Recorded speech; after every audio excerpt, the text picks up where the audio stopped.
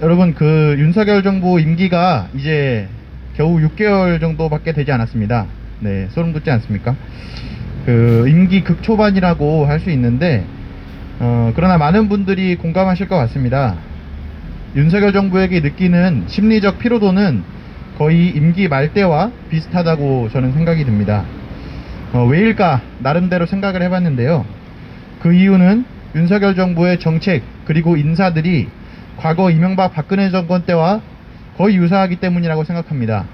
그리고 많은 면에서 이전 정부인 문재인 정부와 닮아 있습니다. 8.15 경축사에서 윤석열 대통령이 발표한 이른바 담대한 구상은 이명박 정권 때의 비핵 개방 3천과 정책적 방향이 똑같습니다.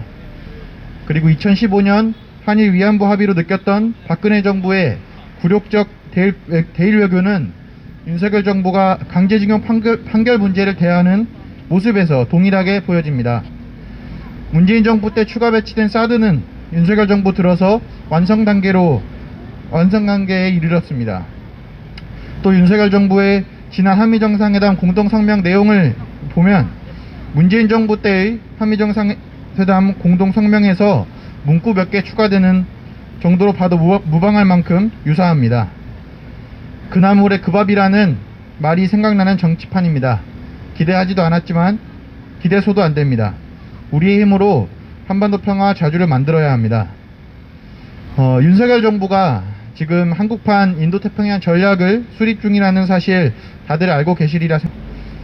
그러나 미국은 한 발 나아가 중국을 견제하고 굴복시키는 전략 개념으로 발전시킵니다.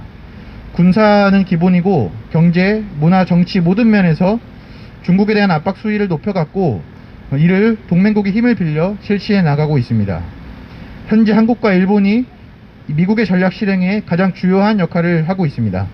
그러면 윤석열 정부는 구체적으로 우리에게 어떤 이익이 있길래 한국판 인도태평양 전략을 만드는 것일까요? 적어도 지금까지는 구체적으로 제시된 바가 없습니다. 윤석열 정부는 한국이 추구하는 가치와 규범에 기반한 전략을 세우겠다는 아주 추상적인 말만 할 뿐 구체적으로 어떤 국익이 있는지 밝히지 않았습니다. 어제 외교부는 한국의 인태 전략이 특정국을 겨냥한 것이 아니라는 이 기자의 질문에 그것은 아니다 라고 밝혔지만 한미 동맹 굴종에 몰두하고 있는 윤석열 정부가 만드는 인태 전략이 미국의 아시아 전략을 뒷받침할 내용으로 채워질 것은 자명합니다. 제가 이렇게 강하게 확신하는 이유는 한국판 인도태평양 전략 이외에도 윤석열 정부의 한미동맹 굴종 행위는 여럿 있기 때문입니다. 윤석열 정부 들어서 사드는 완성 단계로 진입했습니다. 미국은 사드 업그레이드가 거의 완료됐음을 밝혔습니다. 이제 패트리엇 미사일 발사대는 사드 레이더에서 탐지한 정보를 기반으로 발사할 수 있게 됩니다. 사드 레이더를 다른 미사일 발사대와 통합하는 것은 미국이 중국의 미사일로부터 미 본토와 괌 또는 주일미군을 방어하기 위한 MD 전략의 일환입니다.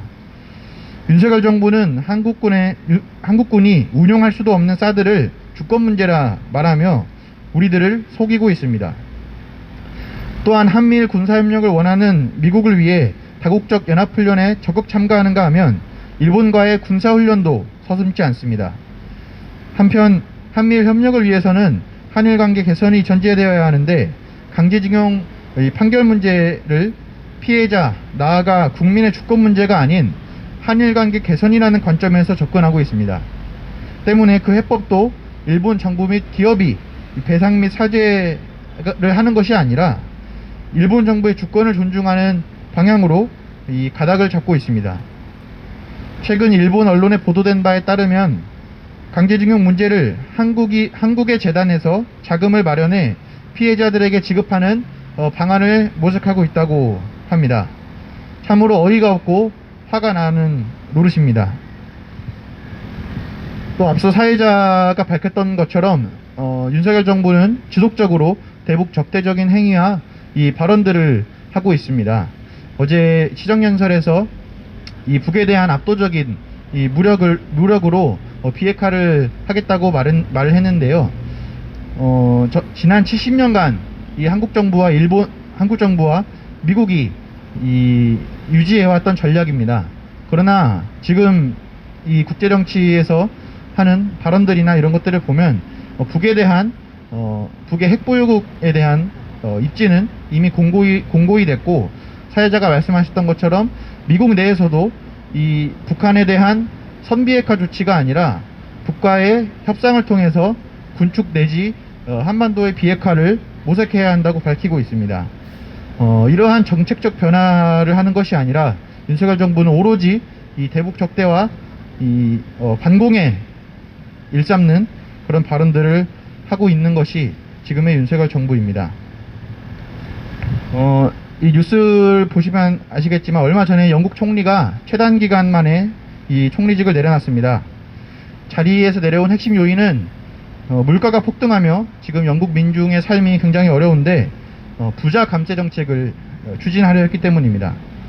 민중의 거센 반발을 이기지 못하고 자리에서 내려왔습니다. 지금 윤석열 정부도 마찬가지입니다. 한미동맹 추종으로 주권을 포기하고 미중 갈등에 낄 때 안 낄 때 구분 못하면서 있으면 민중의 거센 분노에 직면할 것입니다.